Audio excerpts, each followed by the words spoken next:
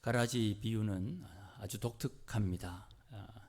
마태복음 13장에만 등장하는 비유이기도 합니다.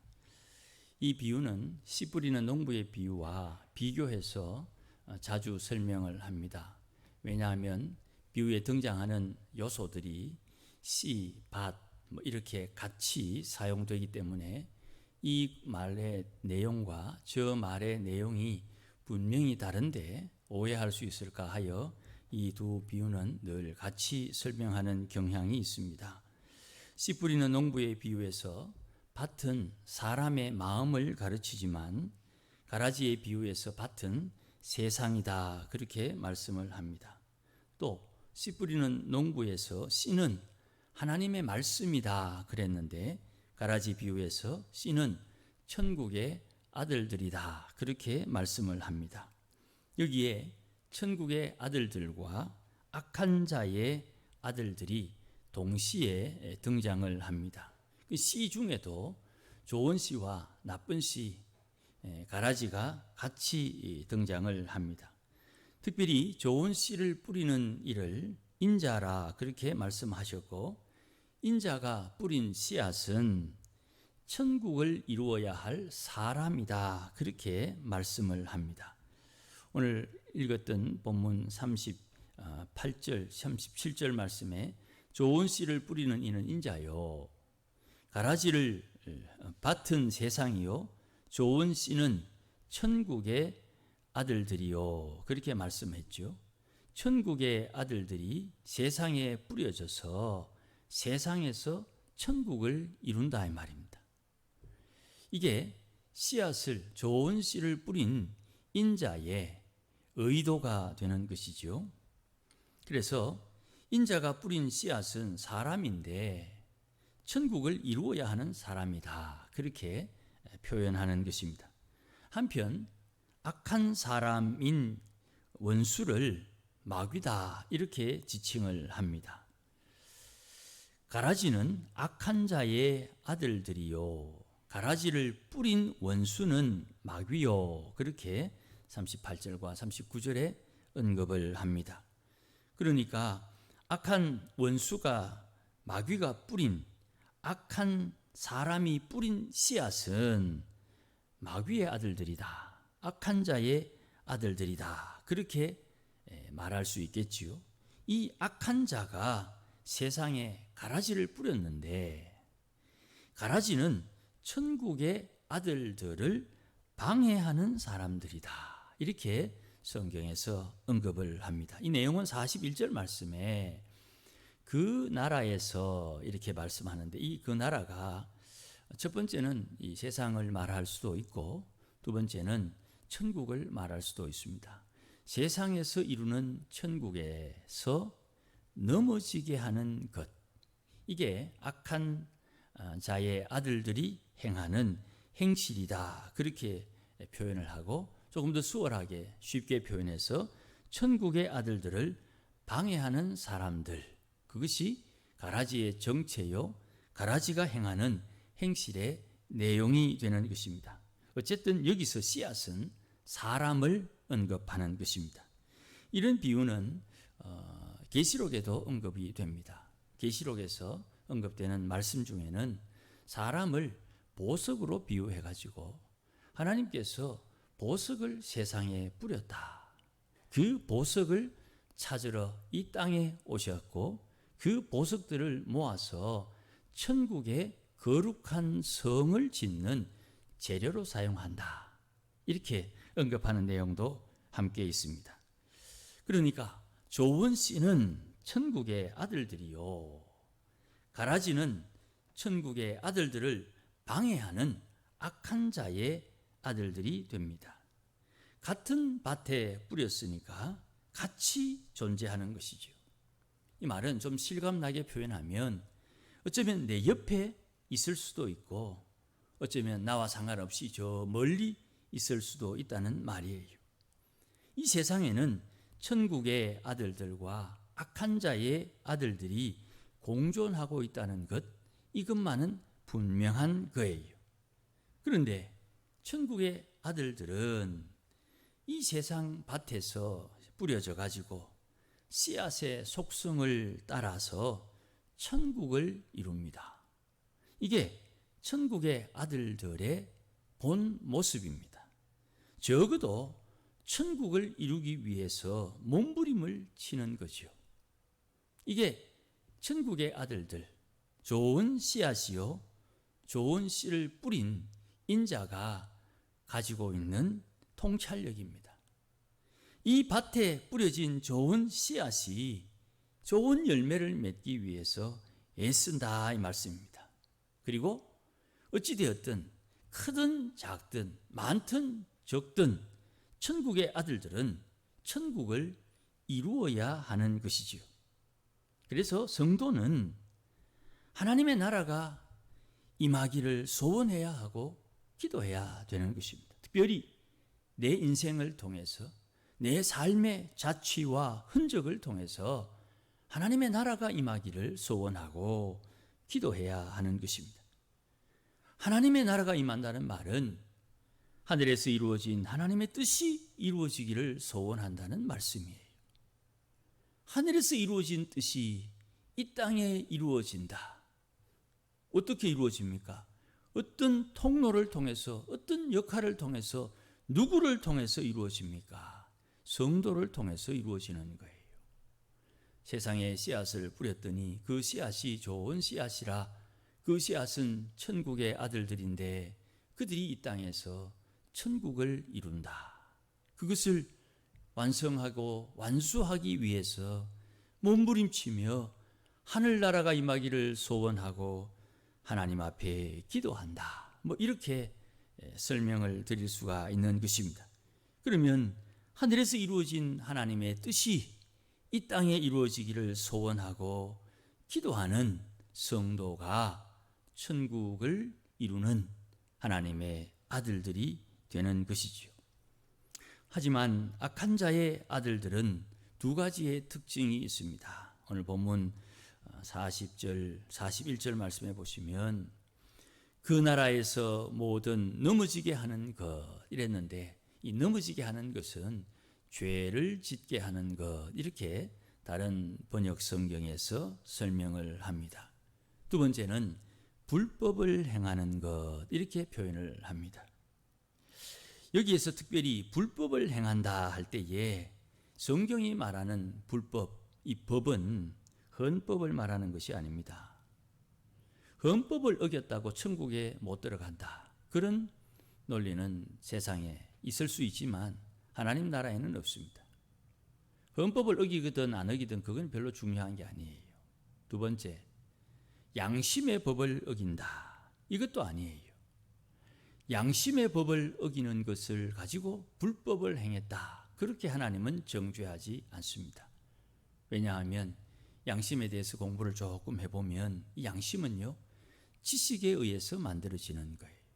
내가 어떤 지식을 가졌느냐에 따라 내 양심이 달라지는 거예요. 우리가 자라면서 어릴 때부터 받은 그 교육을 통해서 지식을 획득한 우리의 문화의 특징은 우리만의 양심의 법이 따로 있는 거예요.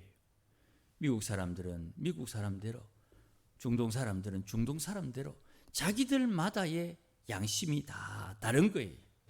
그 다른 양심 중에 공통적인 것이 있는데 그것을 모았더니 사람의 생명을 중요하게 여기는 것이에요. 사람의 생명을 중요하게 여기는 것, 어려운 말 같지만 인간의 존엄성입니다. 이 사람의 생명을 중요하게 여기는 이것이 보편적인 양심의 기준인데 유독 양심의 기준, 이 인간의 존엄성을 거부하는 종족들이 있어요. 그들이 공산주의자들입니다. 유물론 사상에 기초한 공산주의 사상자들은 인간의 존엄성을 별로 좋아하지 않아요. 실명을 언급해서 죄송하지만 이거는 분명한 일이기 때문에 사실이라 언급을 합니다. 유시민 씨가 양심의 존엄성을 말하면서 자기는 양심의 존엄성에 상관없는 사람처럼 행동해요. 그가 말을 잘하는 사람이지만 그의 사상에는 그것이 뿌려박혀 있어요. 교회도 이야기하고 신앙도 이야기하고 예전에 그 경주에서 왕릉을 타고 놀았던 그 추억들을 이야기하면서 그의 생각의 근본에는 인간의 존엄성을 거부하는 요소가 확실히 박혀 있어요. 이런 것들은 양심의 법에 어긋난다고 말하지만 그들을 불법을 행했다. 헌법이 인정하는 양심의 자유에 대해서는 불법이지만 성경은 그것을 가지고 불법이다 하지 않아요. 조상들이 물려준 전통도 불법의 기준이 아니에요. 헌법이나 양심의 법이나 전통의 법은 마지막 날 하나님 앞에 반드시 심판을 받을 것입니다. 그러나 하나님께서 그것을 기준으로 세상을 평가하지 않아요. 그러면 무엇을 가지고 하나님은 불법이다고 이야기합니까? 그것은 하나님의 계명을 기준으로 평가하는 거예요. 하늘에서 이루어진 하나님의 뜻을 대변하거나 하늘에서 주어지는 하나님의 뜻을 위하지 않는 법은 어떤 법이라도 하나님 앞에 심판을 받게 되는 것이에요. 내가 조항들을 예쁘게 잘 아름다운 말로 만들어도 그 말이, 그 법이, 그 규정이 하나님의 뜻을 위하지 않는데 사용되면 그 법이, 그 법을 만든 사람이, 그 법을 집행하는 이가 하나님 앞에 책망을 받게 되는 거예요. 여러분 잘 아십니다. 경찰 공무원들은 법을 집행하는 사람들이에요. 업사무소에 있는 공무원도 법을 집행하는 사람이에요. 법을 집행하는 사람들에게 요구되는 것은 어떤 한 곳에 치우치지 않는 중도적인 자세입니다. 그 중도적인 자세는 여기도 편을 못 들고 저기도 편을 못 드는 것을 말하는 게 아니에요. 법의 입장에서 평가한다 이런 뜻입니다. 그러니까 공무원들은 법을 잘 알아야 돼요. 그래서 모든 일은 다 법조항에 따라 일을 처리하게 되는 것입니다. 이 법을 가지고 자기의 일하는 이유의 근거를 마련하는 거예요. 대통령이 권세가 있다. 그 권세는 헌법이 주는 거지요. 그러니 하나님의 나라, 하나님의 뜻을 이야기할 때에 하나님의 계명을 분명히 이해해야 되는 것입니다. 그 첫 번째 계명이 여호와 하나님 외에 다른 신은 없다. 이게 그냥 단순하게 하나님 외에 다른 신이 없습니다 하는 그런 선포라고 생각하지만 이 말씀은 이 우주의 가장 기초가 되는 말씀이에요. 이 준엄하신 하나님의 계명은 우리가 먼저 하나님을 깨달아야 함을 알려주는 거예요. 하나님을 알고 그 하나님 외에 다른 신이 없으니 우상되는 것을 제거해서 하나님의 이름을 거룩하게 여기는 것, 이것이 하나님을 바로 아는 자세가 되는 것이, 이것을 다른 말로 하나님을 경외한다 그렇게 표현하는 것입니다.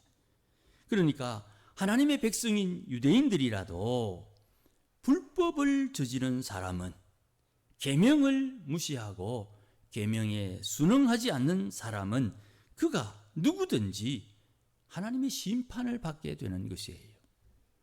물에 떠내려가는 모세를 잘 살피고 그 모세를 구한 공주에게 이 아이의 유모를 소개해 준 누이 미리암이 있습니다. 생명의 은인이지요. 그 미리암이 모세를 대적할 때, 모세를 대적했다는 게 중요한 게 아니에요. 모세를 대적하는 것이 하나님을 기쁘게 하지 않은 것이에요.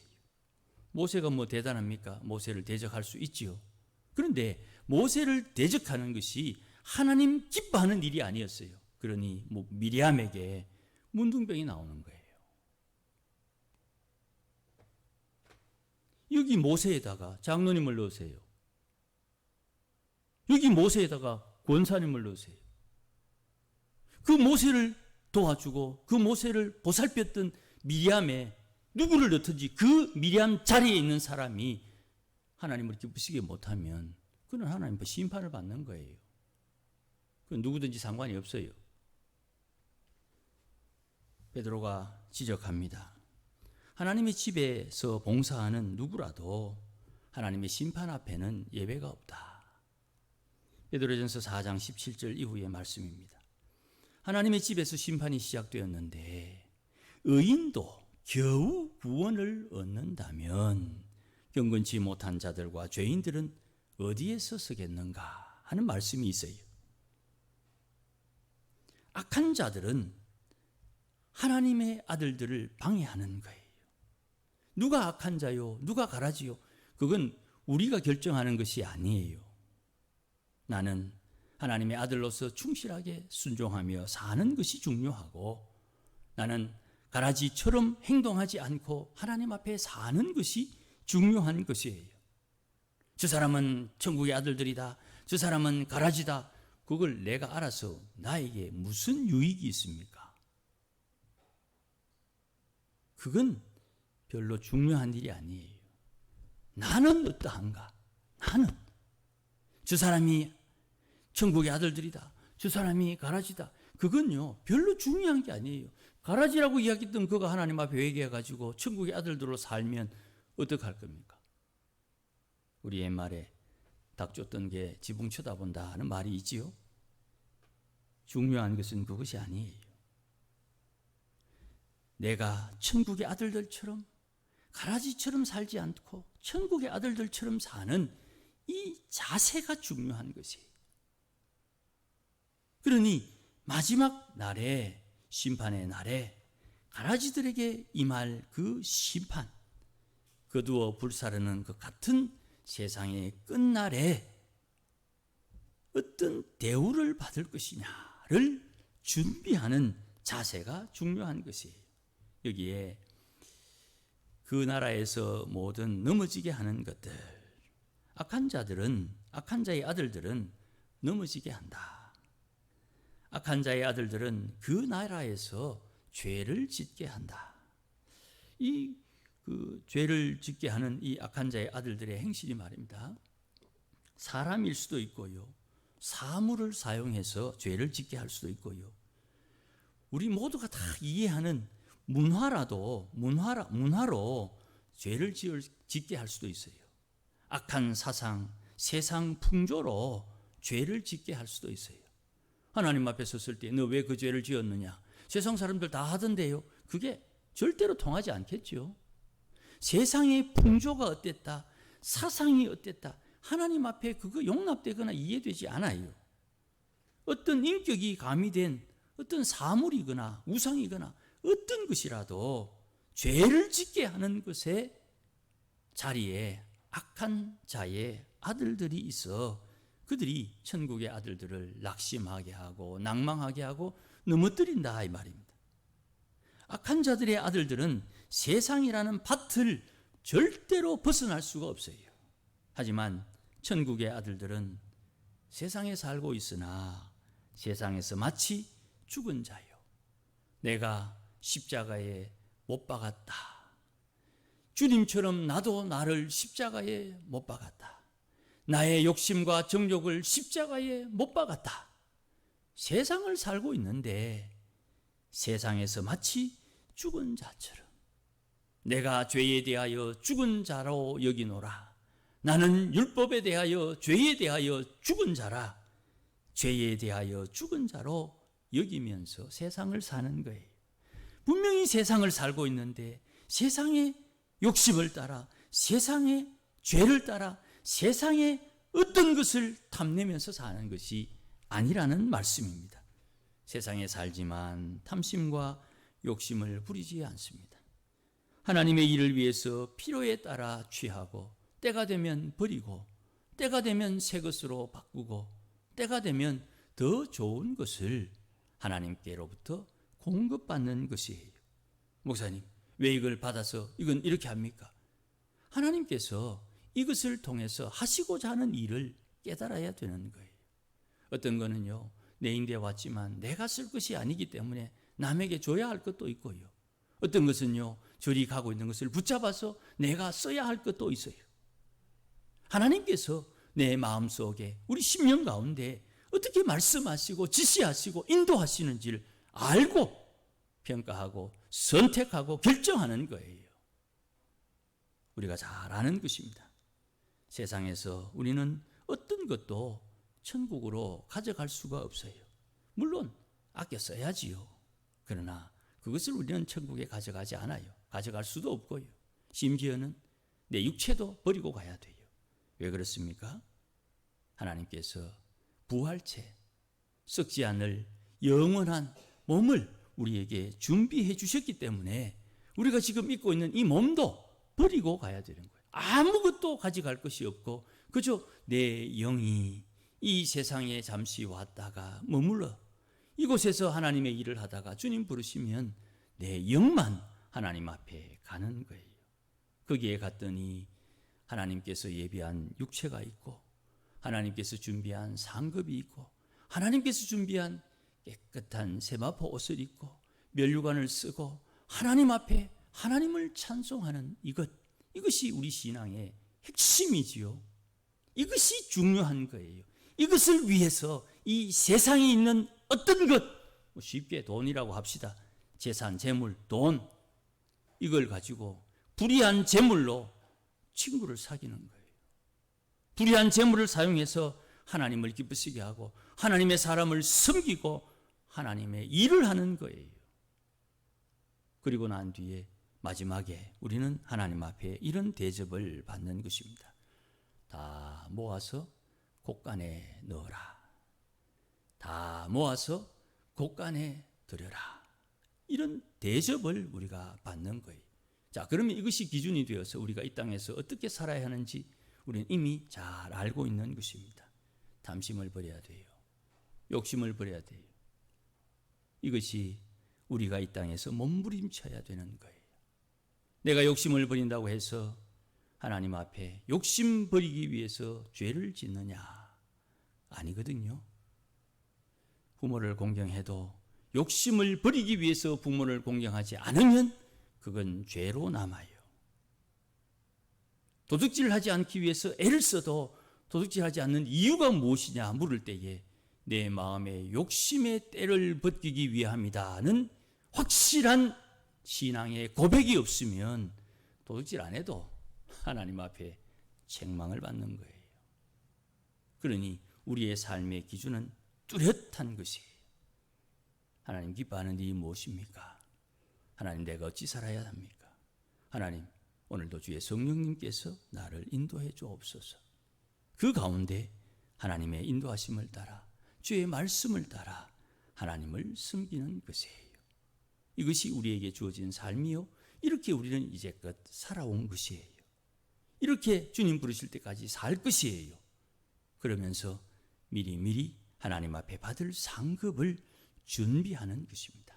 이 신앙으로 주님 앞에 온전케 되므로 하나님의 영광을 보는 우리 모두가 되기를 주의 이름으로 축복합니다. 기도하십시다.